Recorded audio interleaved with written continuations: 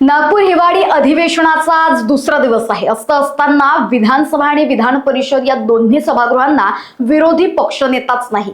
आता या घडामोडीत एक नवीन ट्विस्ट आलाय. विरोधी पक्षनेते पदासाठी भाजपनं गुगली टाकत खेळी खेळल्याची चर्चा सुरू झाली. विधानसभेत काँग्रेसच्या विजय वडेट्टीवारांना तर विधान परिषदेत अनिल परब यांना विरोधी पक्षनेतेपद देण्याचा हालचाली सुरू झाल्याची माहिती विश्वसनीय सूत्रांनी दिली. भास्कर जाधवांच्या आणि सतेज पाटलांच्या नावाला सत्ताधारी नेत्यांचा विरोध असल्याचं कळतंय. भास्कर जाधवांना विधानसभेत विरोधी पक्षनेतेपद देण्याची सत्ताधारी शिंदेच्या शिवसेनेलाही विरोध असल्याची माहिती समोर येते. विधानसभेतल्या विरोधी पक्षनेते पदावर ठाकरेंची शिवसेना दावा करत असताना हे पद काँग्रेसकडे देण्याच्या हालचाली सुरू आहेत.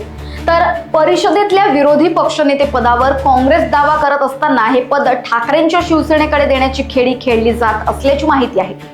मवियातून मात्र भाजपच्या कोणत्याही दबावाला बळी न पडता विधान परिषदेत सतेज पाटील आणि विधानसभेत भास्कर जाधव यांच्या नावाचाच आग्रह धरायचा अशी ठाम भूमिका घेतली. भाजपची खेळी आमच्यात फूट पाडण्यासाठी आहे, मात्र आम्ही ठाम आहोत असं काँग्रेसच्या वरिष्ठ सूत्रांकडून कळते. सतेज पाटील आणि भास्कर जाधव यांच्याशिवाय दुसरे कोणतेही नाव स्वीकारायचे नाही अशी भूमिका मवियाच्या नेत्यांनी घेतली आहे. त्यामुळे आता विरोधी पक्षनेतेपदी कुणाच्या नावाची वर्णी लागणार हे पाहणं महत्त्वाचं ठरणार आहे. लोकवाहिनी मीडियाकरिता ब्युरो रिपोर्ट, नागपूर.